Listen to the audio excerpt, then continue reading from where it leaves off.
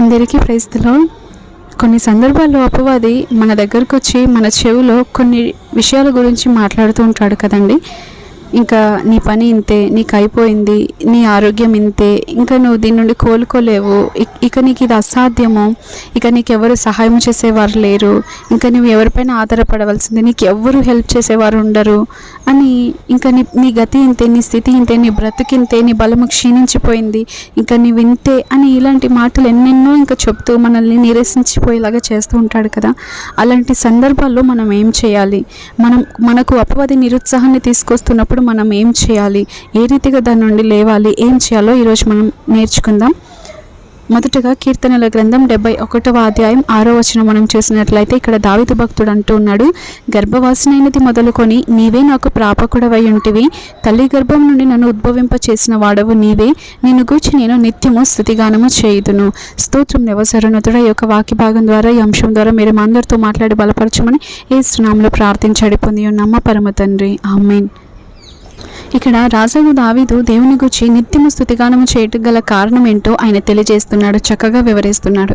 నేను తల్లి గర్భమున పడింది మొదలుకొని దేవుడు తానే నన్ను ఆదుకున్నాడు.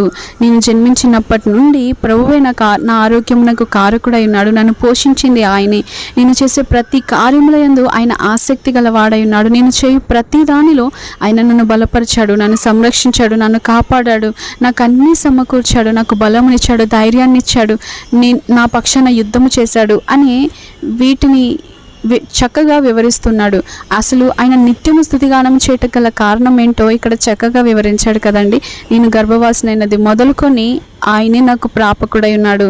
నన్ను ఉద్భవింప చేసిందే ఆయన. నేను భూమి మీద ఉన్నాను అంటే ఆయనే కారణమని, అందుకే నేను ఆయనను నిత్యము స్తుతిగానము చేస్తున్నాను అని చెప్పుటకు చక్కగా ఈ వాక్యాన్ని ఆయన రాశాడు. అవును కదా, సంరక్షించే దేవుని హస్తమే మనలను ఆదుకునేది. ఆయనే మన పోషణకర్త, ఆదరణకర్త. ఆయన మనలను కౌగిలించుకుంటున్నాడు. ప్రతిరోజు ఆయన మనలను ప్రేమించుచున్నాడు. మనలను ఆయన త్రోసివేసే దేవుడు కాదు. ఎప్పుడు ఆయనను స్తుతించుటకు మనం ఎల్లప్పుడూ రుణపడి ఉన్నాం.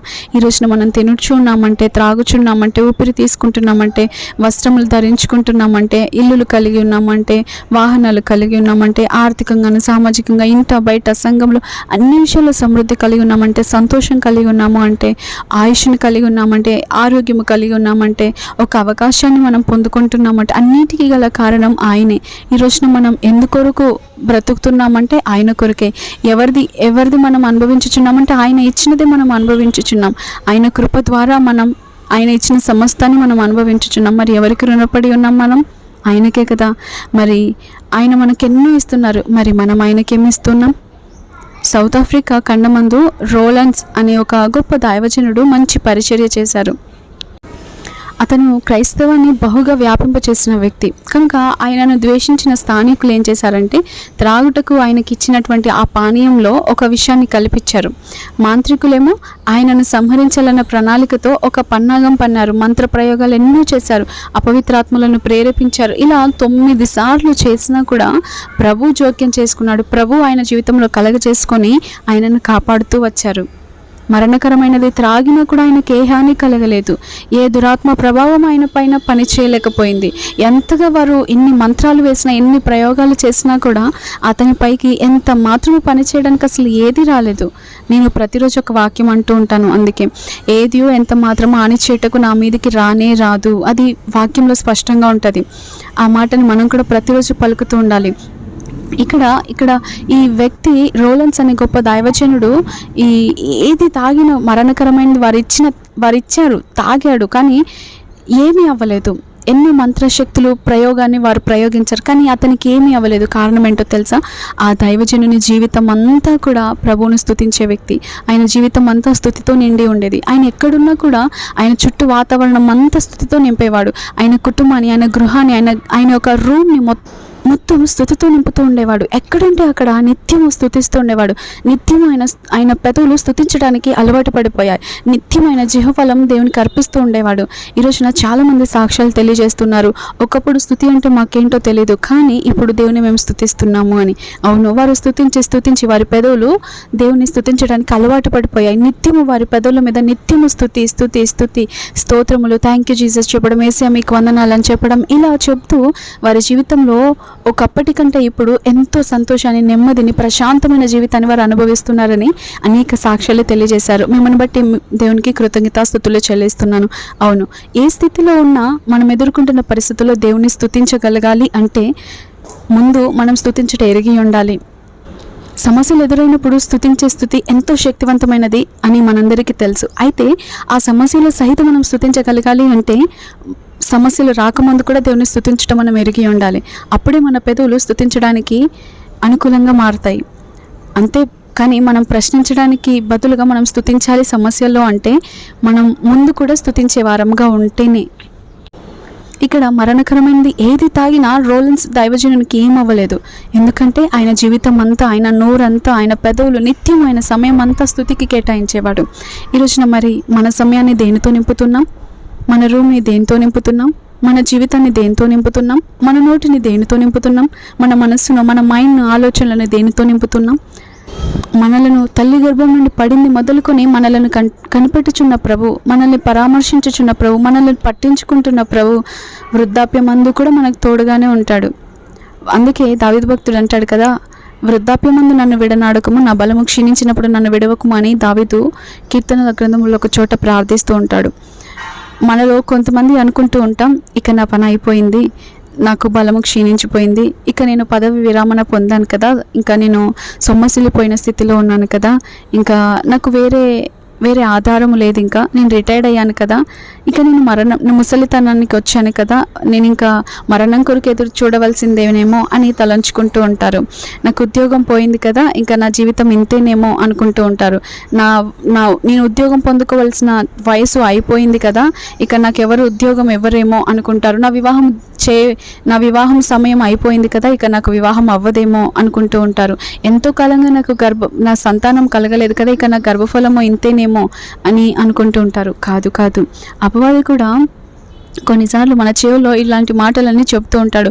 నీకు వృద్ధాప్యం వచ్చింది, నీకు బలహీనత ఉంది, నీకు ఇది ఉంది, అది ఉంది, నీకు బలహీనతలు సంభవించాయి కనుక ఇక ముందులాగా నీవు తిరగలేవు, నీ బలం క్షీణించిపోయింది కాబట్టి ఇక నువ్వు బిడ్డలను కనలేవు, నీ వివాహ సమయం దాటిపోయింది కాబట్టి ఇక నిన్ను ఎవరు వివాహం చేసుకోరు, ఇక నీ గతి ఇంతే, నీ స్థితి ఇంతే, నువ్వు ఎదుటివారిపైన ఆధారపడవలసిందే, నువ్వు ఎదుటివారికి భారంగా ఉంటావు అని ఇలాంటి మాటలన్నీ చెప్తూ ఉంటాడు. అటువంటి పరిస్థితులు మనం ఏం చేయాలి? అది అపవాది వేసే దాడి, అది అపవాది మన ఆలోచనలపై, మన మనసుపై పోరాడుతున్నాడు. అటువంటి సమయంలో మనం చేయాల్సింది మౌనంగా కూర్చోవడం కాదు, గద్దించాలి. అపవాది తలంపులను యేసు నామములో బంధించాలి. వాక్యమే సెలవిస్తుంది కదా, బంధించాలి అని. యేసుకు చెరపట్టి అప్పగించాలి యేసయ్యకి. అలా మనం బంధించి గద్దించి ఏ మాట చెప్పాలి అంటే, ప్రభు నాకు జీవమై ఉన్నాడు, ప్రభు నాకు బలమై ఉన్నాడు, ప్రభు నా సహాయకుడై ఉన్నాడు, ప్రభు నా కేడుమై ఉన్నాడు, ప్రభు నా దుర్గమై ఉన్నాడు అని ఇలాంటి స్తుతి మాటలను మనం ఎప్పుడైతే ఒక ప్రకటనగా, ఇదంతా వాక్యమే, ఇది స్తుతియే, అటువంటి మాటలను మనం ఎప్పుడైతే పలుకుతూ ఉంటామో అపవాది అక్కడ నిలబడండి. ఎక్కడైతే స్తుతి ఉంటుందో అక్కడ దేవుడు ఉంటాడు కాబట్టి అపవాది అక్కడ ఉండడు. ఎక్కడైతే స్తుతి ఉంటుందో అక్కడ అనారోగ్యానికి చోటు ఉండదు. ఎక్కడైతే స్తుతి ఉంటుందో అక్కడ అపవాది తీసుకొచ్చే అనారోగ్యానికి కానీ, అపవాది తీసుకొచ్చే అబద్ధాలకు కానీ, అపవాది తీసుకొచ్చే ఆలోచనలు కానీ అధికారం ఉండదు. కాబట్టి స్తుతిని ప్రకటించాలి, స్తుతిని పలకాలి, వాక్యాన్ని ఒప్పుకోవాలి, అపవాదిని గద్దించాలి. ఎప్పుడైతే మనం ఈ రీతిగా చేస్తూ ఉంటామో మనం విడుదల పొందగలుగుతాం. చూడండి, బైబిల్లో చూసినట్లయితే దైవజనుడగు మోషే 120 సంవత్సరాల కాలంలో కూడా సజీవంగా బలము కలిగి క్షీణించిపోలేదంట. అతని కాళ్ళలో సత్తువ తగ్గలేదంట. ఆయన దృష్టి మందం కాలేదంట. చూసారా, అతడు కొండ ఎక్కాడు. ఆ 120 సంవత్సరాల వయసులో కూడా ఒక కర్ర పట్టుకోలేదు, కళ్ళ జోడు పెట్టుకోలేదు, కాళ్ళలో సత్తువ తగ్గలేదు, బలము తగ్గలేదు, క్షీణించిపోలేదు, శరీరంలో ఏ మాత్రము సత్తువ తగ్గలేదు, దృష్టి మాంద్యము కాలేదు, దృష్టి లోపము రాలేదు. చూసారా, ఆ వయసులో కూడా అంత శక్తిగా ఉన్నాడు. కాలేబుని కూడా మనం చూసినట్లయితే అతని వయసు 85 సంవత్సరాలు, కానీ అతడు 40 సంవత్సరాల వయసు గల యువకుని వలె యుద్ధానికి సిద్ధపడ్డాడని వాక్యం సెలవిస్తుంది. ఎందుకంటే నిత్యము కాలేబు స్తుతించేవాడు. చూసారా, స్తుతించే వారి దగ్గర ఏ అనారోగ్యము ఉండదు. ఈ రోజున మీరు ఎదుర్కొంటున్నారేమో అనేక రకాలైన జబ్బులను, సమస్యలను, రోగాలను, అనేక క్లిష్ట పరిస్థితులను ఎదుర్కొంటున్నారేమో. అయితే స్తుతించండి. మీ జీవితంలో అది ఒక మెడిసిన్గా పనిచేస్తుంది. స్తుతించండి, వాక్యాన్ని ఒప్పుకుంటూ ఉండండి, స్తుతిని నిత్యము పలుకుతూ ఉండండి. అదే మీ జీవితంలో ఒక మెడిసిన్గా పనిచేస్తుంది.